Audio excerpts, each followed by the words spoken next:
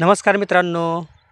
तर या ठिकाणी आपण बघतात की या ठिकाणी जवळजवळ असणारी डाळिंबाची रोपे दिसत आहेत. लागवड फारच जवळची आहे. तर तुम्हालाही अशा पद्धतीनं डाळिंबाची रोपं लावायची असतील किंवा तुम्ही लावलेली असतील किंवा तुम्ही बघितलेले असतील तर तेवढ्यावरतीच तुमचं काम थांबत नाही. त्यासाठी तुम्हाला अशा काही गोष्टी माहीत पाहिजेत की ज्यामुळं तुम्हाला त्या झाडाचं फळ घेता येईल आणि तेही कमी वेळामध्ये आणि भरपूर मोठ्या प्रमाणात. तर त्यासाठी तुम्हाला मी आज 2 ते 3 अशा गोष्टी सांगतो की त्या जर तुम्ही अप्लाय केल्या तरच तुम्हाला जवळजवळ जर झाडं लावली तर त्याचा बेनिफिट 100% होणार आहे.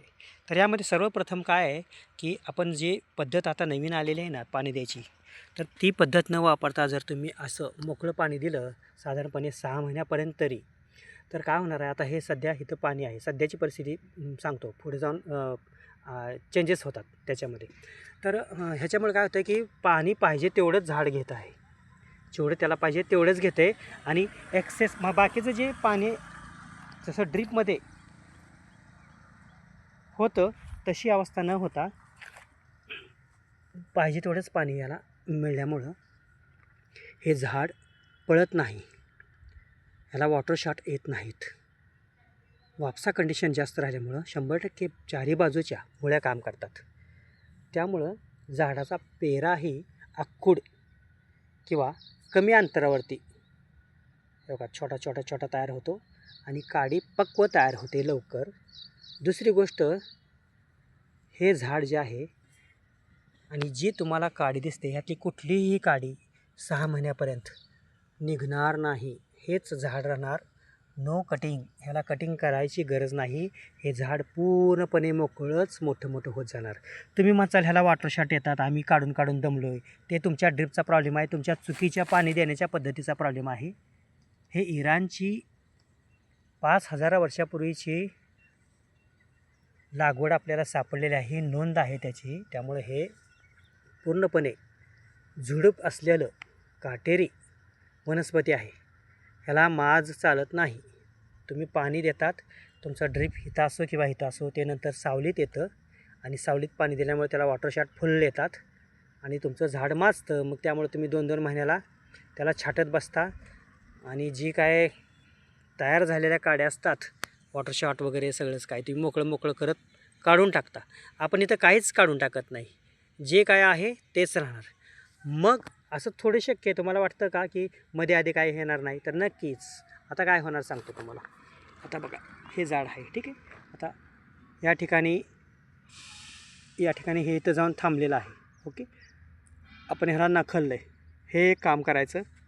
ओके, दुसरं काय होणार आहे, आता मध्ये समजा या ठिकाणी एखादी फांदी आली, कुणकुटी, तर ती लहान असतानाच नखलायची, नखानं काढून टाकायची. त्यामुळं कात्री लावायचा विषय नाही. जखम होत नाही नखल्यामुळं आणि आतमध्ये गर्दी होत नाही. अशा प्रकारच्या तुम्हाला 2 गोष्टी तर लक्षात आल्या की पेरा लहान पडल्यामुळं हे झाड आखूड तयार होतं. आता इथून पुढे 1.5 फूट हे झाड एवढ्या अंतरावरती, जेवढा मी मोबाईल बघतो आहे तर तेवढ्या अंतरावरती हे 1.5 फुटावरती बरोबर राऊंड शेपमध्ये आपोआप वाढणार. आणि त्याला कारण काय असणार आहे की आपण रोज फिरणं, आपण बागेतून रोज हे असं नखलत वगैरे फिरलो तर रोजच्या त्या गोष्टीमुळं या झाडाची जी वाढ होते ती नकारात्मक आणि सकारात्मक दोन्ही प्रकारे होत असते. तर अशा पद्धतीनं ही फक्त सकारात्मकच वाढ होते. आता ही 100% सकारात्मक वाढ झाडाची आहे. तर हे सकारात्मक वाढ म्हणजे कसं आहे की आत कुठंही मोबाईल मी इकडून तिकडून नेऊन सहज पलीकडे घेऊ शकतो. कुठंही अडथळा येत नाही.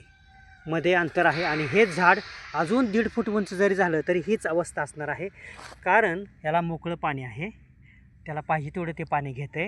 हे झुडूप आहे काटेरी, त्यामुळे ते काटेरी झुडपासारखंच त्याच्या अवस्थेनं त्याला आपण वाढवतो. दुसरी गोष्ट, आता हा जो ढिगारा तुम्हाला दिसतोय ना, हा ढिगारा म्हणजे हा जो ढिगारा दिसतोय ना, हा जो ढिगारा दिसतोय प्रत्येक झाडाच्या बुडामध्ये तुम्हाला एक ढिगारा दिसतोय.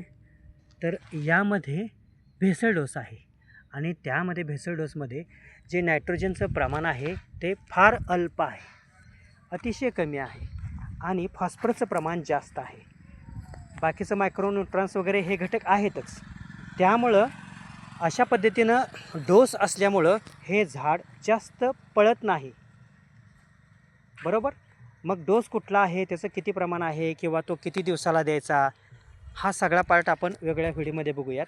पण तुम्हाला आता लक्षात आलं असेल की हे जरी झाड तुम्हाला जवळजवळ लावलेलं दिसत असेल तरीही ते एकमेकाला टच होईपर्यंत आपण त्याचं मोठ्या प्रमाणात फळ घेणार आहोत. आणि याला कसल्याही पद्धतीची छाटणी नाही. आपण कातर झाडाला लावतच नाही 1.5 वर्ष. त्याचंही कारण मी तुम्हाला पुढे जाऊन सांगणार आहे की जखम न केली तर तेल्या झाडाला येत नाही आणि जखम करण्याचं वातावरणही सध्याला नाही. हा पावसाळा आहे त्यामुळे ह्या झाडाला कुठेही जखम होत नाही. तर हे असंच झाड मोठं होणार. खालून कुठल्याही प्रकारे वॉटर शॉट वगैरे येत नाहीत. तर तुम्हाला बऱ्याच गोष्टी लक्षात आल्या असतील. तर ही जरी जवळ पद्धत तुम्ही लावली असेल किंवा लावणार असाल किंवा डोक्यात विचार असेल तर तुम्हाला 100% मार्गदर्शन मी करणार आहे. कारण मी जे करतो तेच दुसऱ्यांना सांगतो. 100% तशाच पद्धतीने सांगतो. आता या ठिकाणी तुम्ही बघतायत काही छिद्र आहेत. बघा या ठिकाणी काही छिद्र दिसत आहेत तुम्हाला. तर हा जो पार्ट आहे ना, ह्या झाडाच्या करेक्ट ग्रोथसाठी बाकीचे काही घटक मी यातून इंजेक्शनसारखे जी लहान मुलांची खेळण्याची जी पिचकारी असते तर त्या पिचकारी सारख्या ऑब्जेक्टनं आतमध्ये लिक्विड सोडतो आहे. लिक्विड म्हणजे जे आपण विकत वगैरे आणतो तसं लिक्विड नाही, पाण्यात डोस टाकून सोडतो. तर त्यामध्ये साधारणपणे ह्यात सुरुवातीला IBA हा घटक गेलेला आहे आणि तो मुळीच्या वाढीसाठी अतिशय महत्त्वपूर्ण आहे. त्याचबरोबर सिलिकॉन ही आत्ता त्यामध्ये दिलं गेलेलं आहे. तर अशा प्रकारे ही जवळची झाडं तुम्हाला दिसत आहेत. तर हे झाड पूर्णपणे प्रोडक्टिव्ह ग्रोथकडे नेणं गरजेचं असतं. हा फॉर्म्युला फार महत्त्वाचा आहे. तुम्ही जेव्हा अशा पद्धतीने काम करतात तर माझ्या सोयीचा विचार मी केला असता तर मी ड्रिपचा विचार केला असता. एकदा बटन दाबलं की पाणी चालू झालं वगैरे. पण ते झाड निगेटिव्ह ग्रोथमध्ये जातं. म्हणजे उगीचच वाढतं आणि ते सगळं छाटून काढावं लागतं आपल्याला. 2-2, 3-3 वेळा. 8-8 महिन्याची बाग असेपर्यंत 3-3 छाटण्या झालेल्या मी पाहिलेत. लोकांनी तसं केलेलं मी पाहिलेत. आणि त्यांना असं वाटतं की आपलं झाड आता फार छान तयार होईल. 18 महिन्यामध्ये 12 महिन्यामध्ये तुम्ही छाटून 4-5 वेळा झाड चांगलं करताच महत्त्वाचं नाही आहे. आपण ह्या 18 महिन्यात बाग मोकळी करणार आहोत. फळ घेऊन बाग आपण मोकळी करणार आहोत आणि त्यानंतर याला आपण 100% व्यवस्थितपणे छाटून मग दुसरा भार धरणार आहोत. तर झाड लोड घेईल का असा एक प्रश्न तुमचा असेल तर मित्रांनो, याला मागं पुढे सेटिंग होत राहतं. तर जेव्हा आपण एखादं फळ विकत असतो बाजारात ह्या झाडाचं, तेव्हा त्याला कळीसुद्धा निघायला चालू झालेली असते. इतकी टप्पोरी आणि मस्त कळी निघते आणि साईज ही झाडाची फळाची जबरदस्त साईज तयार होते. मस्त साईज आणि बाकीच्या सगळ्याच गोष्टीत याला टेकन नाही, याला वरनं झाकण नाही अजिबात. ज्या काही गोष्टी तुम्ही आता सध्या बघत आहात मार्केटमध्ये शेतकऱ्यांच्या, त्या एकमेकाच्या ऐकून उगीच करतात. मास्तर लोकही तेच सांगतात, शेतकरीही तेच ऐकतात. विशेष आहे जर तुम्हाला खरंच भरपूर उत्पन्न घ्यायचं असेल आणि तेही कमी जागेमध्ये भरपूर मोठ्या प्रमाणात डाळिंबाची रोपं लावून आणि तेही निरोगी, याला तेल्या यायची 100% खात्री मी देतो. अजिबात येणार नाही. कारण त्यासाठी याला जी लागलेली सवय आहे झाडांना, ही कमी पाण्याची सवय आहे. वापसा कंडिशनमध्ये हे झाड राहतं.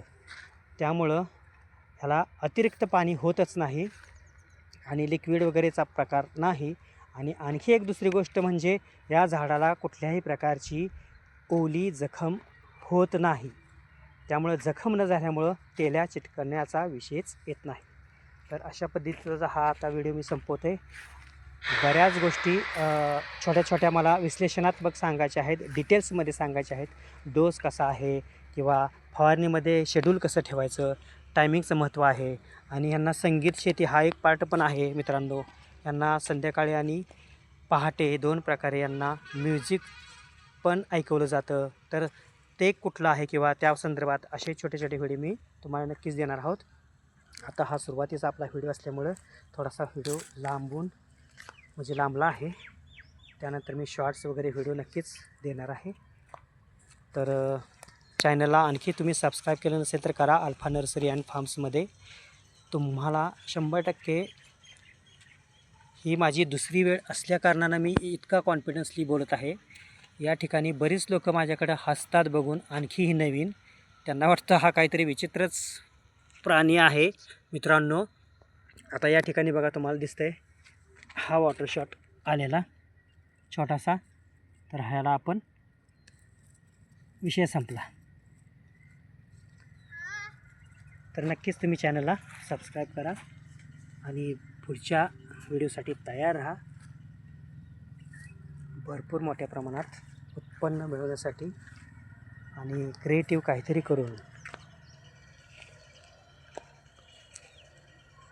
जरी काही लोकांनी अशा बागा लावल्या तरी त्यांना बाकीच्या पण गोष्टी ह्या महत्त्वाच्या आहेत, हे मला सांगणं इथं महत्त्वाचं वाटतं. कारण फक्त जवळ लागण करून चालत नाही, तर त्याचं नियोजन पण तसंच करायला पाहिजे. तर भेटूयात आपण पुढच्या व्हिडिओमध्ये. धन्यवाद.